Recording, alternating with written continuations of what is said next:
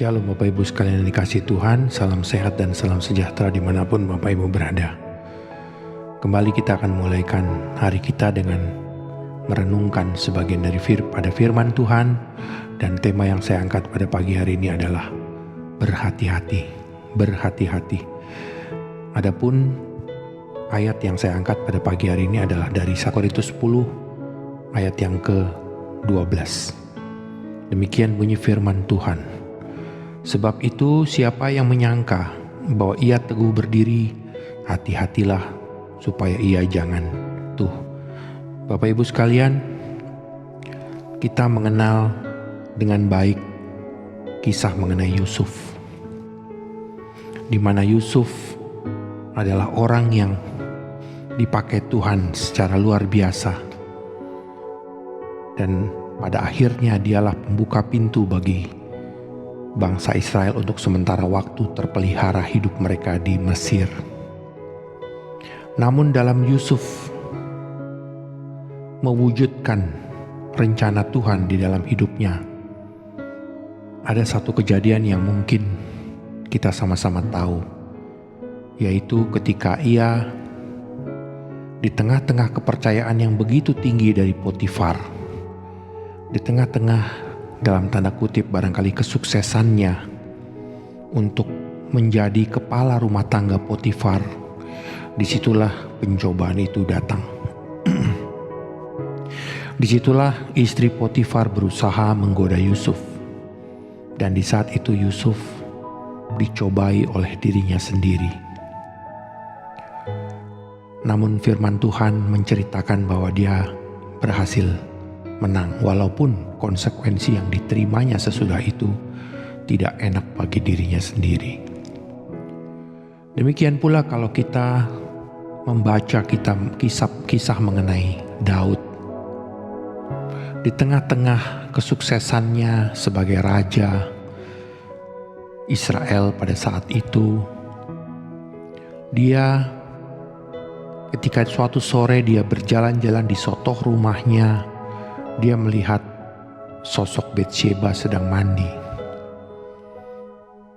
Namun saat itu Daud jatuh ke dalam pencobaan, karena reaksi dia sesudah itu justru dia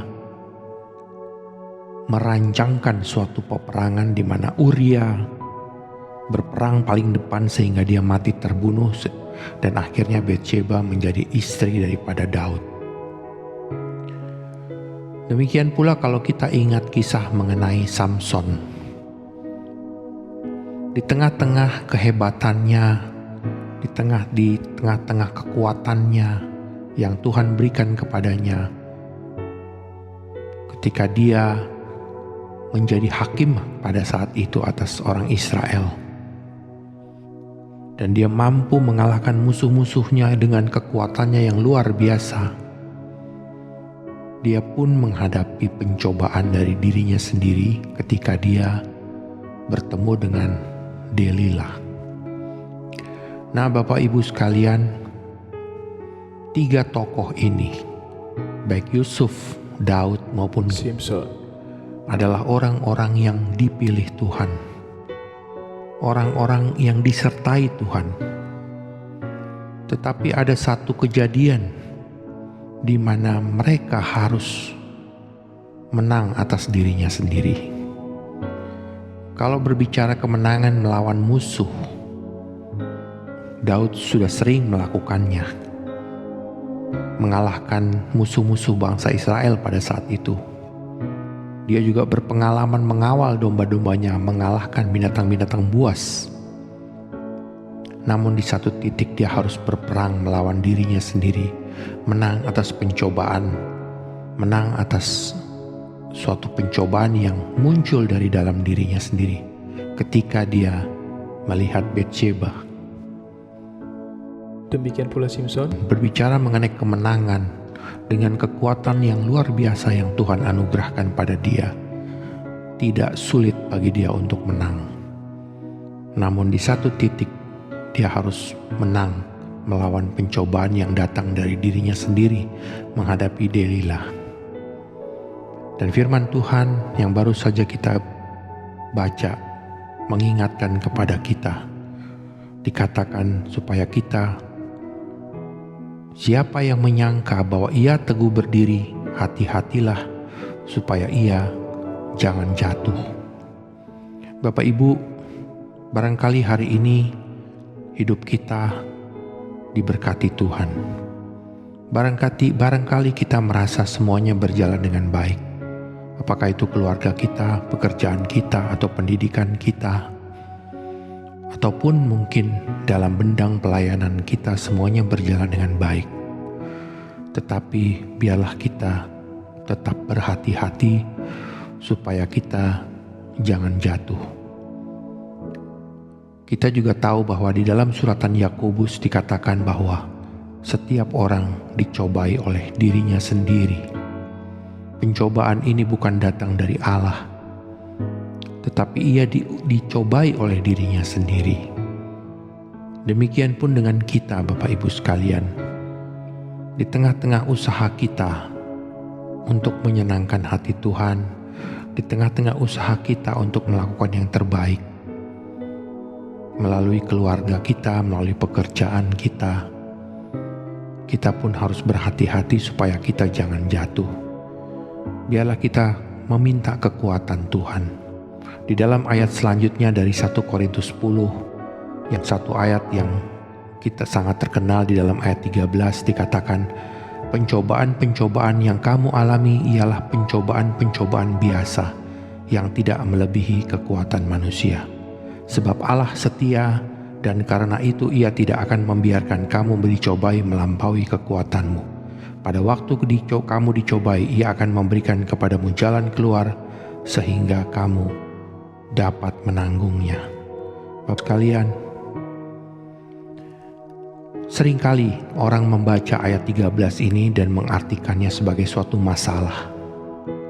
Namun demikian jika kita membaca konteks dari ayat ini ataupun dari ayat sebelumnya di ayat yang ke-12 yang baru saja kita baca, ini lebih mengenai bagaimana kita mampu berjaga-jaga, berhati-hati, dan menang dari pencobaan-pencobaan ini. Maka biarlah kita senantiasa berhati-hati dan minta Tuhan memberikan kita kekuatan untuk selalu menang atas pencobaan-pencobaan yang muncul dari dalam diri kita sendiri.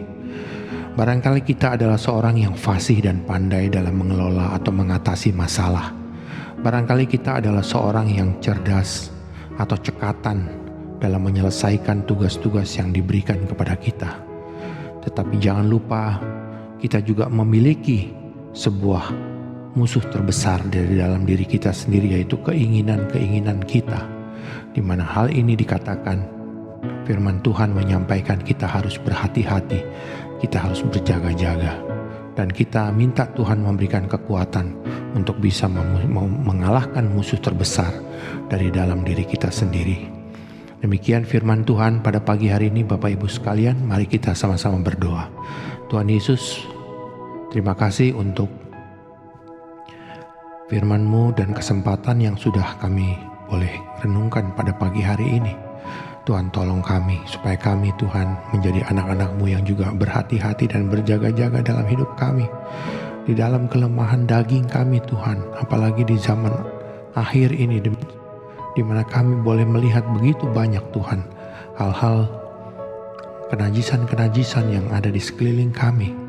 Biarlah setiap anak-Mu Tuhan diberikan kekuatan untuk senantiasa berhati-hati.